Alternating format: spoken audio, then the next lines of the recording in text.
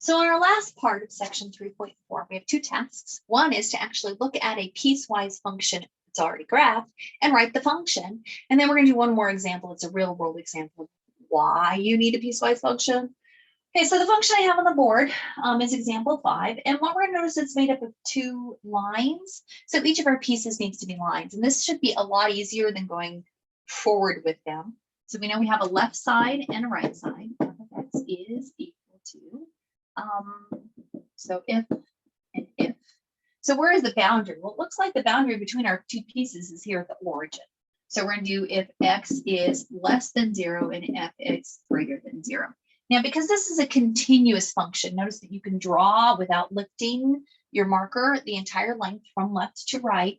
That means that there's no open circles. So we have to close this up. It really doesn't matter which one we put the equal to on. So I'm just going to put it on the second one. You could put it here and your answer would be equally correct. So I just choose to put it on the second one. No reason, just because. Okay, well, let's take a look at these pieces one at a time. So what I'm going to use is let this picture work for me. So I know that this is a line. When we go for y equal mx plus b, the plus b is 0 because the y-intercept is the origin for the left side. Well, what's the slope? Well, the slope is simply going down 1 and over 1. So that would be a -1 over 1 for the slope times x, or it's just y equal negative x. So for this piece, I just have negative x. That was easy. We're going to do the same kind of analysis on that right side. So y equal mx plus b. Again, its y-intercept is the origin, so the y-intercept is at 0. What about its slope? So at the slope this time, we're going to go up 1 and over 2. So up 1 and over 2 times x. So that's just y equals 1/2 x. So 1/2 x, and there it is. And there's your piecewise function. So not too bad, especially if they're lines, because you can walk them through in terms of those slopes.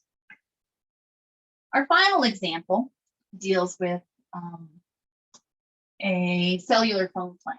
So this is example 6. It says Cellco PCS offers a monthly cellular phone plan for $39.99, includes 450 anytime minutes, and charges 45 cents a minute for additional minutes. So in other words, it's a flat fee for the first 450 minutes. And then if you start charging, or if you go over the 450 anytime minutes, then they're going to charge you 45 cents a minute. So then it starts to inch up in terms of price.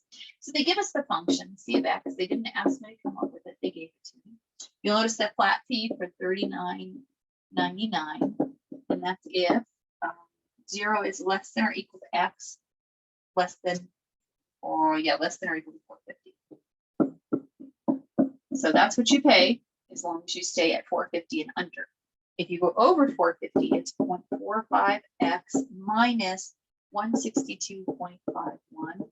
That 162.51 is 450 minutes times the 45 cents a minute. That's what you don't pay for because you've already paid for that with the flat fee. So if x is greater than 450, so anything over the 450. So x is the number of anytimes in use. We want to compute the monthly cost of the cell phone plan for the following. So the first thing is for 200 minutes. Well, 200 minutes is less than 450, so we're going to use the first piece. It's a flat fee of $39.90. Some units on it. So again, we use the left piece, the left side. And part B says, okay, what if we've got 465? 465. So that would be 465 is greater than 450, so we're going to use the second piece of the right side. So that's 5 times the 465. Whoops, I just got the battery warning. So plug back in. Okay, 45 times 465 minus the $39.99. And if you work that out, you end up with $46.74. So going over by the 15 minutes, so 15 minutes more than the 450, it's cost you an additional $7, right?